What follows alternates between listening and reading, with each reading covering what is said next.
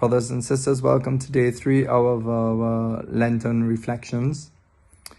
Still, I would like to just set a few key things in place before we dip into the witness of Saint Manuel and Saint Peter Julian Aymar, and probably others that I will draw on for their Eucharistic teaching and witness throughout these days. I would like to begin still these days with the authority of the Church. Yesterday we mentioned divine thirst, and about this as something for us to really hold in our heart these days, to really meditate on, that Jesus waits for me in the Eucharist, thirsty and hungry for my love in this this most mysterious way. And the Catechism says that Jesus thirsts for us. And it's Jesus in the Blessed Sacrament. It's that simple. It's Jesus. A person is truly and entirely present, waiting for me, thirsting for me. And if I can go before the Blessed Sacrament and sit and somehow muse on this truth in front of me of Jesus' burning heart, which is depicted in the Sacred Heart devotion, then I am probably likely to want to stay there and pray longer. And so we have to just meditate on that truth. Today we want to speak about a few statements by the popes, particularly Pope Francis and Pope John Paul II, who are telling us as supreme pastors of the Church, the vicars of Christ, are telling us about the importance of Eucharistic adoration. So Eucharistic adoration is not just one devotion among any. It's central to the life of the Church because it's the Lord himself. And we begin with Pope Francis. And he says something really beautiful. One cannot know the Lord without being in the habit of adoring in silence.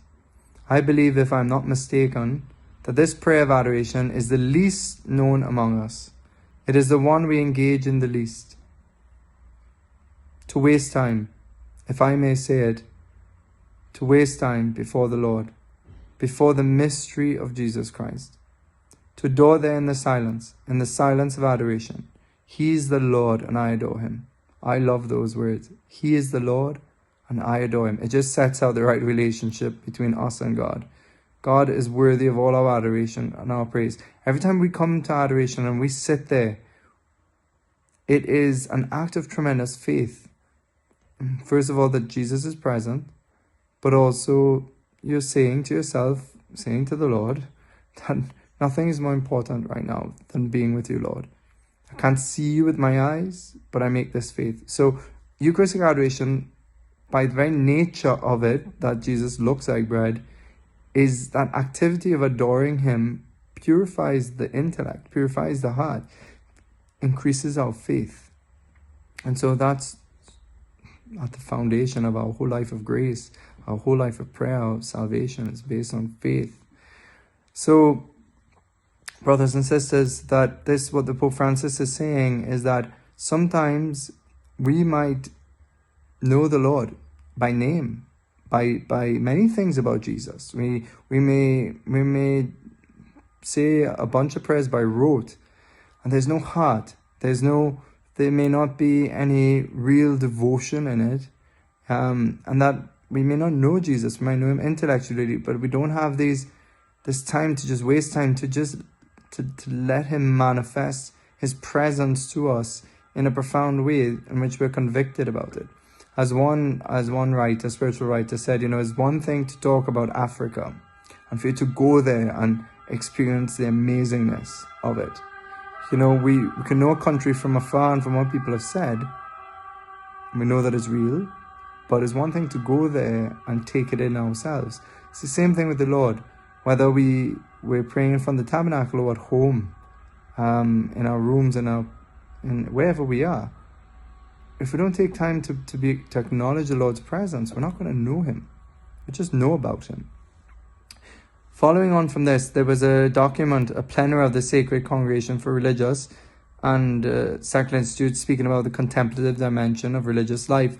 And it's a document for about religious life and renewal of monasteries and convents and, the brothers and monks and whatever. But the fundamental principle relates to all of us. And it says, The contemplative dimension is the real secret of renewal for every religious life. And let's say for laity as well, for lay life. It vitally renews the following of Christ because it leads to an experiential knowledge of Him. Powerful words. This knowledge is needed for the authentic witness to Him by those who have heard Him, have seen Him with their own eyes, have contemplated Him, and have touched Him with their own hands. This is a line from the document from the Vatican. So in other words, a Christian is one who has a personal, experiential knowledge of the Lord Jesus.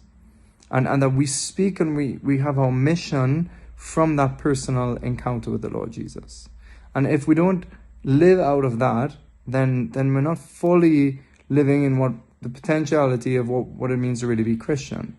And so, we have to really look at these deep meanings and ask the Lord to give us a tremendous experience of Him.